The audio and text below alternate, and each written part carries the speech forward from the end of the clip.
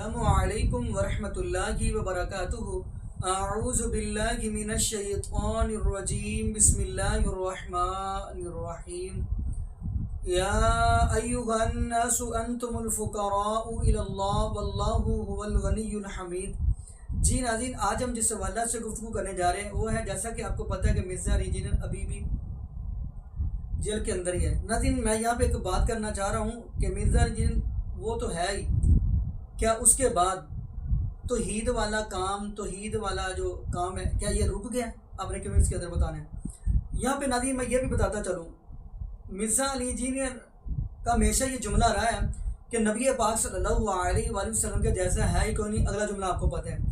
تو ناظرین اگلی بات ہم کرتے چلے، بریلویوں کے جو امام احمد رضا خان بریلوی ہیں ان کی کتابوں کا مطالعہ کریں تو ان کے اندر بھی یہ جملے لکھے ہوئے ہیں۔ خیر ناظرین، میں یہاں پہ یہ بھی بتاتا چلوں، مرزا علی جنید جو ہے اس بندے نے آ کر عوام الناس کو یہ شعور دلایا کہ یہ جو لوگ ہیں آپ کو قبروں مزاروں درباروں کی جو دعوت دیتے ہیں، پوجا پاٹ کی دعوت دیتے ہیں، آپ آ جائیں تو رب العالمین کی ذات کی طرف آ جائیں۔ سجدہ صرف رب العالمین کی ذات کو کرنا ہے، جھکنا صرف رب العالمین کے سامنے، کسی مزار کے سامنے نہیں جھکنا، کسی دربار کے سامنے نہیں جھکنا، کسی بابے کے سامنے نہیں جھکنا، کسی بزرگ کے سامنے نہیں جھکنا۔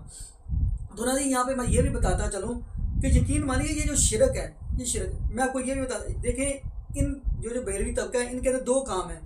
نمبر ایک، شرک کی انتہا کر دی، نمبر دو بدعات کی بھی انتہا کر دی۔ شرک آپ دیکھیں گے، ایسے بھی آپ نے آنکھوں سے منظر دیکھے ہوں گے جی، قبروں کا پانی جو ہے نا وہ قبر مزار والا وہ بھی پی رہے ہوتے ہیں، استغفر اللہ معاذ اللہ۔ اور آپ نے ایسی بھی چیزیں دیکھی ہوں گی کہ مشکل وقت کے اندر پیر عبدالقادر جیلانی رحمۃ اللہ علیہ کو پکار رہے ہوتے ہیں۔ تو ناظرین میں اگلی بات کرتا چلوں، شرک جو ہے نا، شرک یہ بہت بڑا ظلم ہے، کیونکہ قرآن کہہ رہا ہے وَإِنَّ الشِّرْكَ لَظُلْمٌ عَظِيمٌ، شرک بہت بڑا ظلم ہے۔ تمام انبیاء علیہ السلام نے بھی آ کر قوم کو عقیدہ توحید کی ہی دعوت دی ہے، یہی کہا کہ عبادت اللہ کی کرنی ہے۔ مشکل کشا ایک اللہ ہے، حالت روا ایک اللہ ہے، داتا اللہ ہے، غوث العالم اللہ ہے، بگڑیاں بنانے والا بھی اللہ ہے۔ اور اگلی بات ہم کرتے چلیں ناظرین، مجھے یہاں پہ یاد آ گیا کہ شرک جو ہے، شرک اب دیکھیں کہ میں ویسے یعنی کہ ایک مثال دے کر بات سمجھانے لگوں۔ ایک غیرت مند مرد ہے، غیرت مند، وہ اپنی وائف کے پاس کوئی دوسرا مرد برداشت نہیں کرے گا۔ غیرت مند مرد یعنی دوسرا اس کو شریک برداشت نہیں ہے۔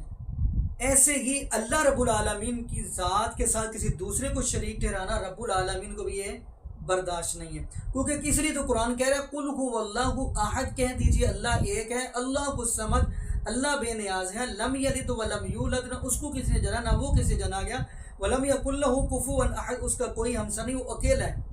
آپ کو پتہ ہے کہ مرزا علی جنید کا یہی قصور ہے، اس بندے نے کہا کہ نہیں، بگڑیاں بنانے والا بھی اللہ ہے، مشکل کشا بھی اللہ ہے، حالت روا بھی اللہ ہے۔ یہاں پہ میں آگے بات کرتا چلوں، ناظرین نبی پاک صلی اللہ علیہ وآلہ وسلم کے صحابی حضرت سعد رضی اللہ کو تنصیل بخاری کے حدیث ہے، حضرت سعد رضی اللہ عنہ فرماتے ہیں کہ اگر میں اپنی وائف کے پاس کسی غیر مرد کو دیکھ لوں تو میں دونوں کی گردن تن سے جدا کر دوں۔ یہ حدیث صحیح بخاری کی ہے۔ نبی پاک صلی اللہ علیہ وآلہ وسلم تک یہ خبر پہنچی تو نبی پاک صلی اللہ علیہ وآلہ وسلم فرمانے لگے کہ میرا ساتھ کتنا غیرت مند ہے۔ نبی پاک صلی اللہ علیہ وآلہ وسلم فرماتے ہیں میں ساتھ سے بھی زیادہ غیرت مند ہوں، اور مجھ سے زیادہ رب العالمین کی ذات غیرت مند ہے، وہ اللہ ہی مشکل کشا ہے۔ ناظرین اب میں اگلی بات کرتا چلوں کہ اللہ پاک نے ہر چیز سے ہمیں نوازا ہے، ہر نعمت سے نوازا ہے۔ مثال کے طور پہ ہم دیکھتے ہیں کہ پاؤں ہیں یہ ہمیں چلنے کے لیے دیے ہیں، ہاتھ جو ہے ہمیں پکڑنے کے لیے دیے ہیں، آنکھیں ہیں جو ہمیں دیکھنے کے لیے دی ہیں، کان جو ہیں وہ سننے کے لیے دیے ہیں، لیکن یہ جو پیشانی ہے نا، یہ جو ماتھا ہے ایک ہی دیا ہے، کیونکہ اللہ فرماتے ہیں ایک ماتھا ایک پیشانی اس لیے دی ہے تاکہ یہ پیشانی ایک رب العالمین کے ذات کے سامنے ہی جھکتی ہوئی اچھی لگتی ہے۔ اگلی بات ہم کرتے چلیں، اللہ پاک نے اتنی نعمتیں دی ہیں تو پھر بھی بندہ رب العالمین کی ذات کو چھوڑ کر اللہ معاف فرمائے استغفر اللہ معاذ اللہ غیر اللہ کی قبروں کو جا کے پوجا پاٹ کرے۔